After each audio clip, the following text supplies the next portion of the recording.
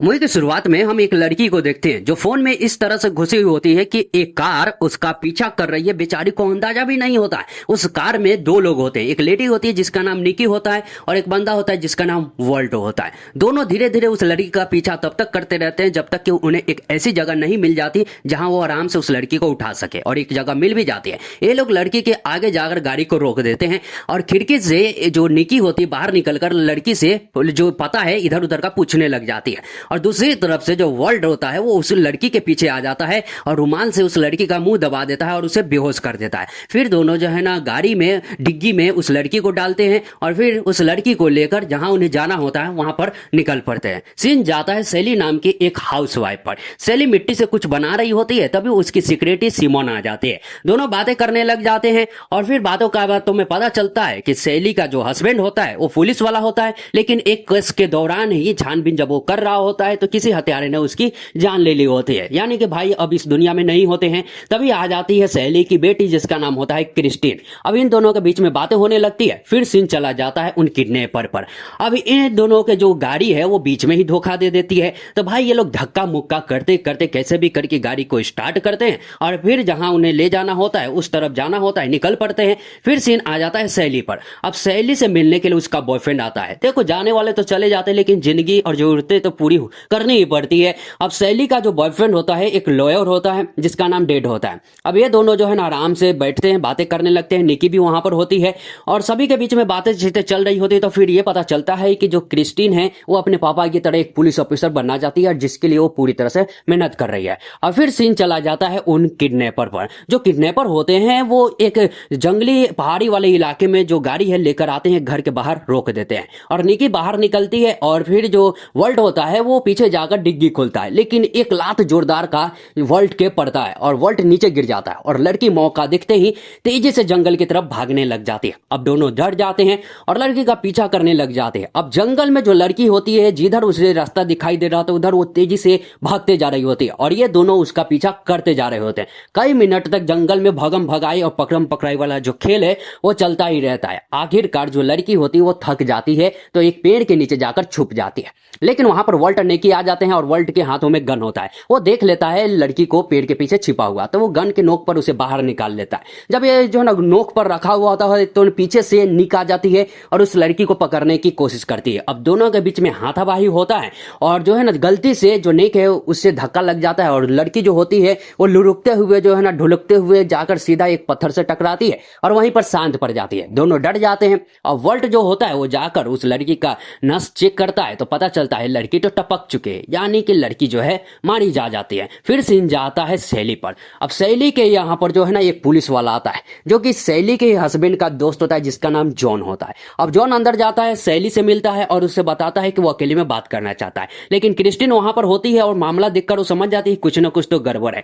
तो क्रिस्टीन एक आइडिया लगाती है, वो अपने ही फोन से जो ना घर के लाइन पर कॉल करती है और चोरी से जाकर उस फोन को उठाकर इस पेपर करके वहां से बाहर गाड़ी में आकर बैठ जाती है। अब अंदर में दोनों बातें करने लग जाते हैं। अब जॉन यहाँ पर जो है ना सैली को बताता है कि एक और किडनैपिंग हो चुका है और वो चाहता है कि वो उसकी मदद करे। और जो जॉन है ये भी कहता है कि जो उसका दोस्त है वो बहुत चालाक है, वो जरूर ना जरूर उसने कोई ना कोई सबूत तो कहीं छुपा कर रखा होगा और सैली को ढूंढने के लिए कहता है। और ये सारी बातें जो है ना बाहर बैठी जो क्रिस्टीन होती है वो सुन रही होती है। दोनों के बीच में बात हो जाती है, फिर दोनों बाहर निकलते हैं।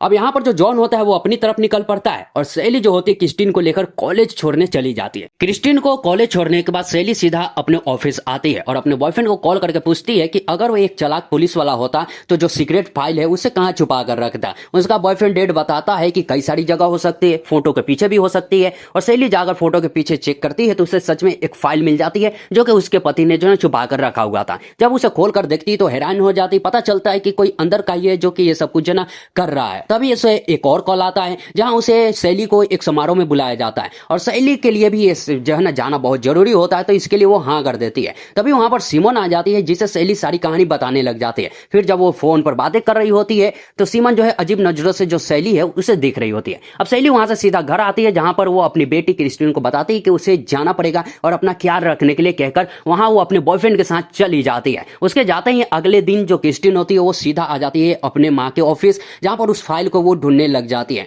लेकिन तभी वहां पर सिमोन की एंट्री हो जाती है जिसकी वजह से क्रिस्टीन को वहां से निकलना पड़ता है। क्रिस्टीन के जाते ही जो सिमन होती है वो खुद उस फाइल को ढूंढने लग जाती है और उसे मिल भी जाता है। अब वहां से जब वो फाइल लेकर बाहर निकलती है तो दरवाजे पर दो लोगों की एंट्री होती है जो कि वॉल्ट और निकी भी होते हैं और क्रिस्टीन दोनों को देखकर हैरान हो चुके होते हैं। तभी वहां पर जो सिमन है वो आ जाती है, लेकिन जब क्रिस्टीन की नजर सिमन के हाथ में उस फाइल पर जाती है तो वो समझ जाती है कि कुछ गड़बड़ है। तभी पीछे से वॉल्ट जो होता है वो क्रिस्टीन को पकड़ने की और उसे बेहोश करने की कोशिश करता है, लेकिन क्रिस्टीन अपने आप को छुड़ाती है और तेजी से सिमन के हाथों से वो फाइल लेकर अंदर भाग जाती है। अब दोनों पकड़ने के लिए जाते हैं। अब जो क्रिस्टीन होती है एक जगह पर छुपी होती है, उसे पता होता है कि वो पकड़ी ही जाएगी, इसके लिए अपने गले में जो लॉकेट होता है वो निकाल कर उसकी माँ जो मूर्ति बना रही है तो उसी पर पहना देती है। थोड़ी देर बाद सभी आते हैं और क्रिस्टीन को पकड़कर बेहोश करके गाड़ी में धर लेते हैं। अब वहां पर जो सिमन होती है दोनों को बताती है कि उसका जो केबिन है वहां पर लेकर जाए और क्रिस्टीन को पूरी तरह से खत्म करके जो सबूत है वो सब कुछ क्लियर कर दे, और दोनों भी ये बात मानते हुए वहां से चले जाते हैं। अब सहेली वहां पर पहुंच चुकी थी जहां उसे जाना था,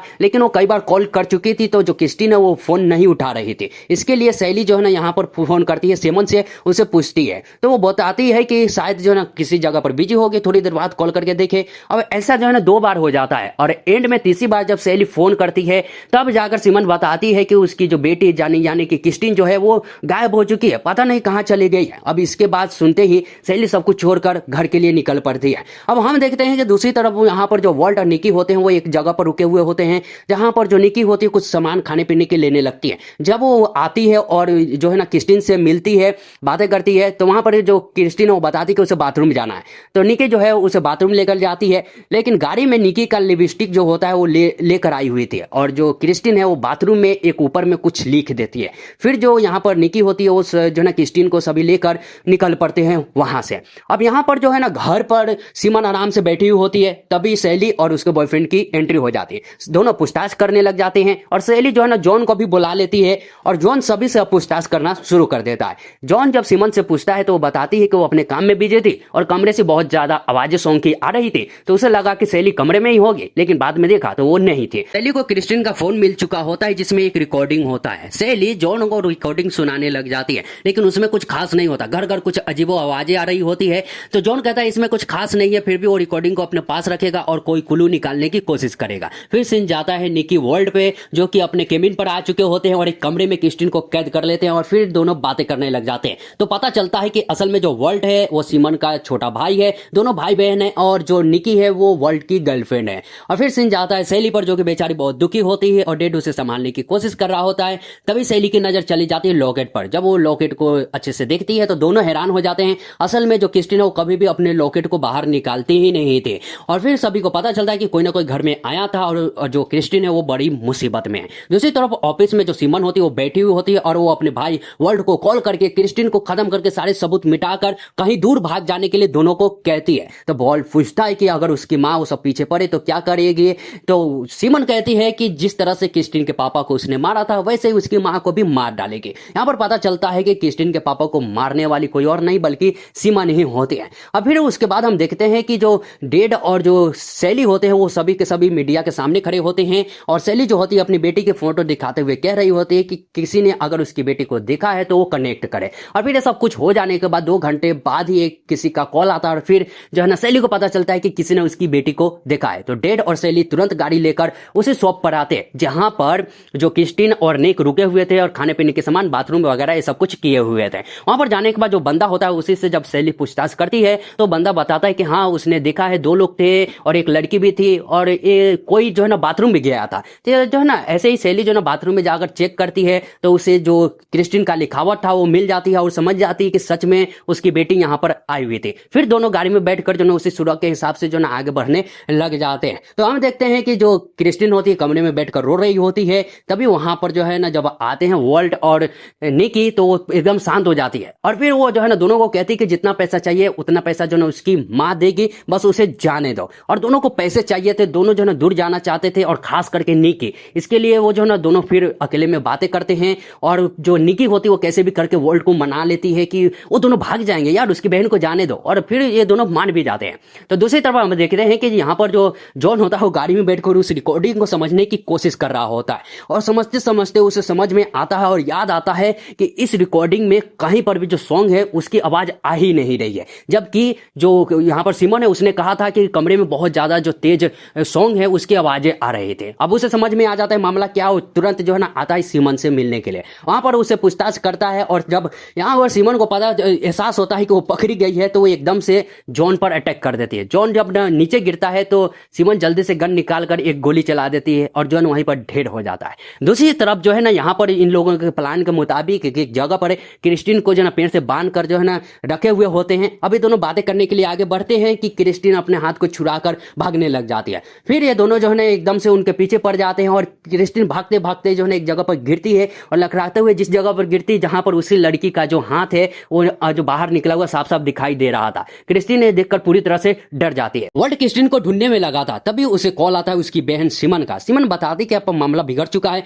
और जल्द से जल्द क्रिस्टीन को खत्म करके वहां से भागने के लिए कहती है और साथ में पीछे पीछे वो भी आ रही है, ये बात को भी कहती है। और वर्ल्ड भी मानते हुए जो है ना क्रिस्टीन को ढूंढने लगता है। जंगल में एक जगह पर खड़ा होकर आसपास देख ही रहा होता है कि पीछे से क्रिस्टीन मोटा डंडा लेकर सीधा वर्ल्ड के सर पर दे मारती है। वर्ल्ड नीचे गिरता है लुढ़कते हुए, उसी लड़की की लाश के पास जाकर बेचारा शांत पड़ जाता है। अब क्रिस्टीन भागते हुए वेन के पास आती है। जैसे ही अंदर बैठी है पीछे से रिका जो है ना पहले इंतजार कर रही थी, फिर से क्रिस्टीन को बेहोश कर देती है। और फिर जो रिका है वापस आती है वर्ल्ड के पास, उसे होश में लाती है और उसे जो ना उठाकर लेकर चली जाती है। दूसरी तरफ सीन जाता है सैली डेड जो होते हैं वो आ जाते हैं केबिन में। अंदर जाकर जब चेक करते हैं तो उन्हें वो फाइल मिल जाता है, तो दोनों का यकीन हो जाता है कि जो क्रिस्टीन ने उसे यहीं पर लाया गया था। तभी वो देखते हैं कि एक वैन आकर जो ना बाहर रुकती है, तो सैली छिप जाती है और डेड देखने के लिए जाता है, लेकिन बेचारा फंस जाता है। वर्ल्ड जो होता है गन तान देता है और जोरदार लात से हमला करता है, जिसकी वजह से डेड नीचे गिरता है, बेहोश हो जाता है। और फिर दोनों जो है ना डेड को भी उस गाड़ी के अंदर रख देते हैं और वर्ल्ड के जो है ना रिका को कहता है उस फाइल को लाने के लिए और जल्द से जल्द जो है ना निकलने का ये लोग प्लान बना चुके होते हैं। अब रिका फाइल लेने के लिए चली जाती है और वर्ल्ड जो है ना सीट पर आने के लिए बैठता है, लेकिन वहां पहले से ही जो है ना सैली बैठी हुई होती है जो कि तेजी से दरवाजा खोलती है और वर्ल्ड को जोरदार लगता है, वो बेचारा नीचे गिरकर तड़पने लग जाता है। इसी का मौका देखते हुए सैली जो होती है वो क्रिस्टीन और डेड को साथ में लेकर गाड़ी को लेकर फरार हो जाती है। जब वहां पर रिका आकर देखती है तो वहां पर जो वर्ल्ड है वो बेचारा तड़प रहा होता है। और फिर हम देखते हैं कि जो सैली है वो गाड़ी को तेजी से जो ना ले जा रही होती है, तो इसी बीच में जो यहाँ पर क्रिस्टीन होती है उसे होश आ जाता है। वो अपनी माँ को देखकर बहुत ही खुश हो जाती है, लेकिन तभी अचानक जो ना थोड़ी दूर जाने के बाद ही उनके रास्ते में आ जाती है सीमन। गाड़ी बीच में रख देती है जहां पर सैली को गाड़ी रोकना पड़ता है। अब सीमन जो है ना गन लिए हुए सीधा जो है ना सैली को बाहर निकलने के लिए कहती है और सैली के ऊपर गन तान देती है। तो यहाँ पर जो है ना जो सैली वो सवाल करती है कि आखिर उसने उसका क्या बिगाड़ा है, क्यों ये सब कुछ कर रही है। तो यहाँ पर बताती है कि उसने जो है ना ऐसा इसलिए किया पैसों के लिए, उसके पति को भी मारा उसने पैसों के लिए और वो जेल जाना नहीं चाहते थे। ये सब कुछ बातें इनके बीच में चल ही रहा होता है कि यहाँ पर तो क्रिस्टीन होश में थी, वो सीट पर बैठ चुकी थी और तेजी से गाड़ी जो है वो सीमन की तरफ जो है ना बढ़ाती है, तो सीमन को धक्का लगता है और नीचे गिर जाते हैं। इसी का मौका देखते हुए जो यहाँ पर सैली होती है वो गन ले लेती है और फिर यहीं पर जो मामला है वो एकदम से सलट जाता है। पुलिस आती है और पुलिस सभी को पकड़ लेती है और फिर इस तरह से जो क्रिस्टीन है उसकी जान बच जाती है। क्रिस्टीन भी एक पुलिस वाली थी, उसके पास भी दिमाग था तो सबूत छोड़ते गई थी और जो सैली थी वो भी जो ना अपने दिमाग लगाते हुए जो ना उस पीछा करते हुए उसने क्रिस्टीन अपनी बेटी को बचा लिया। तो इस तरह से इस मूवी का जो एंड है